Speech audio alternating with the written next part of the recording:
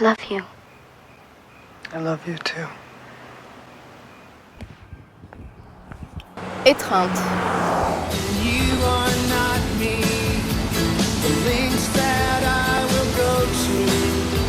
The distance in your eyes. Le geste de l'étreinte amoureuse semble accomplir, un temps pour le sujet, le rêve d'union totale avec l'être aimé.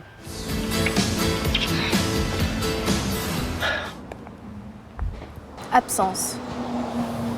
Tout épisode de langage qui met en scène l'objet aimé, quelle qu'en soit la cause et la durée, et tend à transformer cette absence en épreuve d'abandon.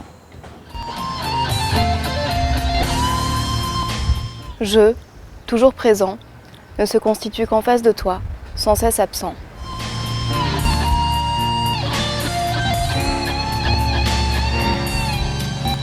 Historiquement, le discours de l'absence est tenu par la femme. La femme est sédentaire, l'homme est chasseur, voyageur. La femme est fidèle, elle attend.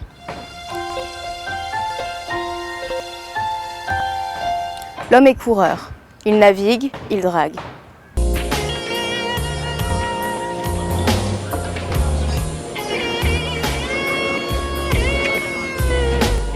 C'est la femme qui donne forme à l'absence, en élabore la fiction, parce qu'elle en a le temps. Elle tisse et elle chante. Il s'ensuit que dans tout homme qui parle l'absence de l'autre, du féminin se déclare. Cet homme qui attend et qui en souffre est miraculeusement féminisé.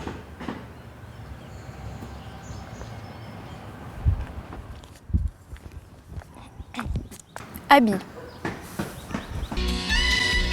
Tout affect suscité ou entretenu par le vêtement que le sujet a porté lors de la rencontre amoureuse, How do I look? ou porte, dans l'intention de séduire l'objet aimé. You look perfect. Love the shoes. Let's go. Fête.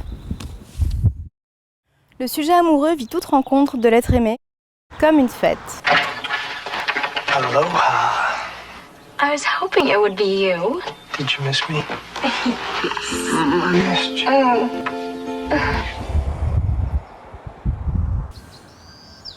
Jalousie.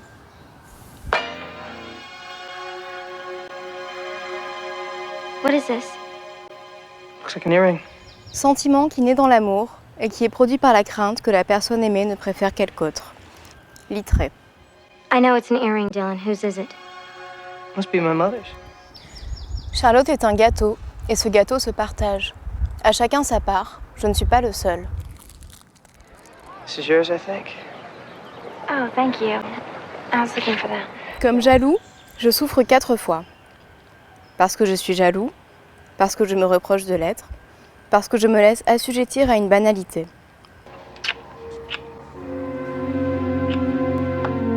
Je souffre d'être exclu, d'être agressif, d'être fou et d'être commun.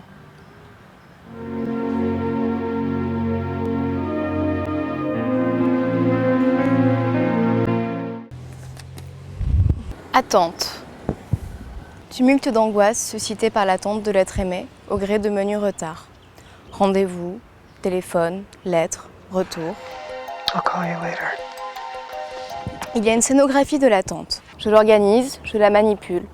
Je découpe un morceau de temps où je vais mimer la perte de l'être aimé et provoquer ainsi les effets d'un petit deuil. Cela se joue donc comme une pièce de théâtre.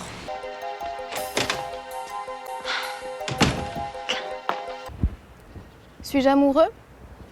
Oui, puisque j'attends. L'autre, lui, n'attend jamais.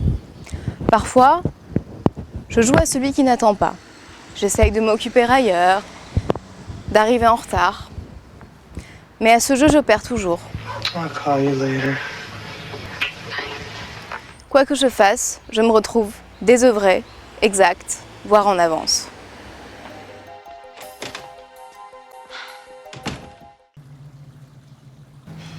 Comprendre. I'm feeling bad, Bran. Me too. Percevant tout d'un coup l'épisode amoureux comme un nœud de raisons inexplicables et de solutions bloquées, le sujet s'écrie. But something happened. I fell in love with you or something. Je veux comprendre ce qui m'arrive. Maybe that's what they mean when they say love hurts. Scène. Dylan, I don't know what happened up there. Right, you don't! La figure vise toute scène, au sens ménager du terme, comme échange de contestation réciproque.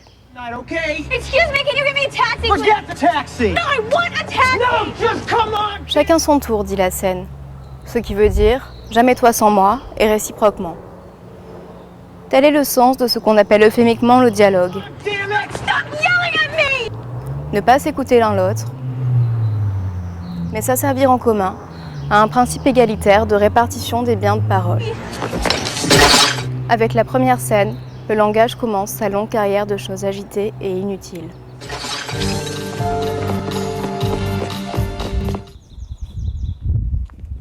Adorable. Ne parvenant pas à nommer la spécialité de son désir pour l'être aimé, le sujet amoureux aboutit à ce mot un peu bête. Adorable.